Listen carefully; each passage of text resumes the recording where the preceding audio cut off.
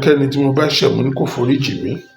Gbogbo ẹni tó bá rí pé ọ̀rọ̀ ẹnu mi, ìwà mi, ìṣesí mi, ìrìn mi, èrò ọkàn mi, ìṣesí àwọn kò bójúmu tó, ó fẹ́ lòdì, mo ti bẹ̀bẹ̀ ní ìbẹ̀rẹ̀ ọdún yìí pé ẹ foríjì mi. Àgbà òṣèré Ṣẹ́gun Rẹ̀mí tí ọ̀pọ̀ ènìyàn ń pè ní Chief Kanran mà ti jáde o láti rawọ́ ẹ̀bẹ̀ sí gbogbo àwọn tí wọ́n ti ṣẹ̀, gbogbo àwọn tó dàbí ẹni pé ọ̀rọ̀ wọn ti tàbà látàrí àwọn ìfọ̀rọ̀wérọ̀ kan tí wọ́n ṣe sẹ́yìn.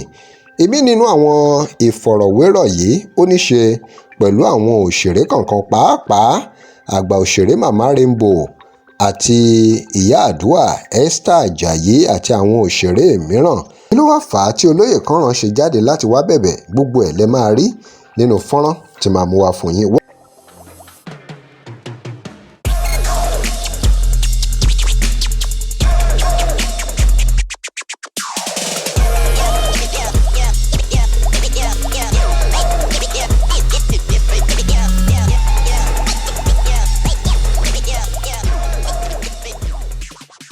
Welcome to Digi Naija. Remember to like, share and follow us.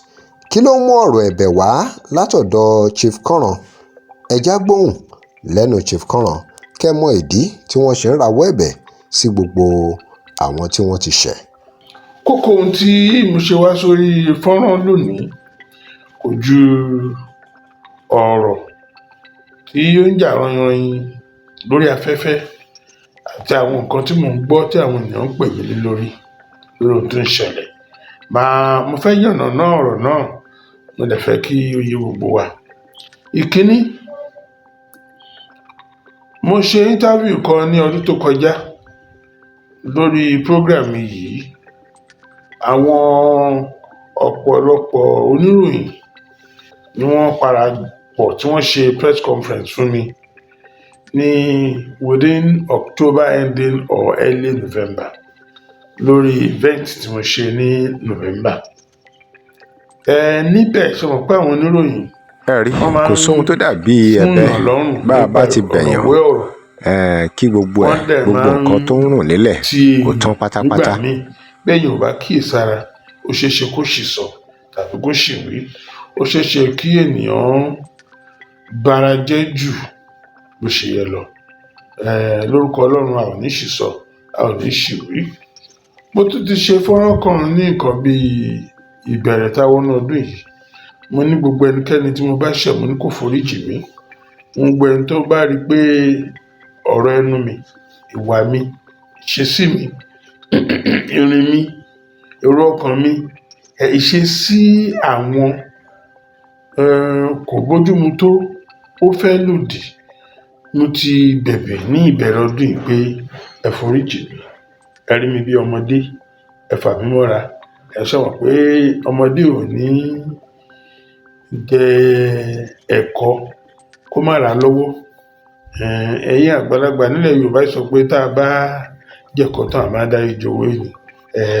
Ẹ dáríjì mí o, ẹ dáríjì mí o, ẹ yọ́nú sí mi o, ẹ yọ́nú sí mi. Ẹ̀rí kò sóhun tó dàbí ẹ̀bẹ̀ bá a bá ti bẹ̀yàn kí gbogbo nǹkan tó ń rùn nílẹ̀ kò tán pátápátá. Mọ̀ pé mo mọwọ́ tó sọ́wọ́ sí, mọ̀ pé mo ní bàbá, mo ní ìyá, mọ̀ pé mo mọ kankan lẹ́yìn Ọlọ́run ló tún kàn. Ṣùgbọ́n ṣáájú Ọlọ́run ó fi àwọn èèyàn kan ṣe èèyàn lórílẹ̀-èdè alààyè tó yẹ ká bẹ̀rù, tó yẹ ká bọ̀wọ̀ fún, tó yẹ ká páyà fún. Gbogbo yín ni mo bọ̀wọ̀ fún o, gbogbo yín mo páyà fún, mo ṣí fìlà fún gbogbo yín o. Mo bá búrúburú o. Ẹni tí n bá ṣẹ̀ ẹ dákun ẹ dáríjì mí. Ẹni tí n bá ti ṣẹ̀ yálà lórí ọ̀rọ̀ ẹnu tàbí ìwà tàbí ìṣe tàbí ọ̀rọ̀, mo bẹ̀ yín, ẹ fi yèdè nú, ẹ yọ́nú sí mi, ẹ foríjì mi. N ò ní ṣe bẹ́ẹ̀ mọ́. Mo lérí, mo dá májẹ̀mú pé irú àwo bẹ́ẹ̀ wọn ò ní tọwọ́ mi fọ́ mọ́. Ṣe ni ká ẹ foríjì mi, ká ẹ fi yèdè nú, ká ẹ fọwọ́ wọnú. Mo sì mọ̀ pé lórúkọ Ọlọ́run ní gbogbo ọ̀nà Ọlọ́run ó dúró ti ẹ̀yin náà. Òun nìyẹn o, ẹ̀yin èèyàn wa, kí lè ròyìn o. Chief Kanran náà rawọ́ ẹ̀bẹ̀ sí gbogbo àwọn tí wọ́n ti ṣẹ̀ lọ́tùn-ún lósì, àgbàlagbà ní, ọmọdé ní, òṣèré ní, pásítọ̀ ní, ìyá àdúrà ní, gbogbo ẹnikẹ́ni tí wọ́n ti ṣẹ̀ náà ni wọ́n rawọ́ ẹ̀bẹ̀ sí. Kí lè ròyìn lórí ohun ẹ̀bẹ̀ tí bàbá yìí fi ránṣẹ́ sí gbogbo àwọn tí wọ́n ti ṣẹ̀? Ẹ drop comment yín. Remember to like, share and follow us. Thanks for watching.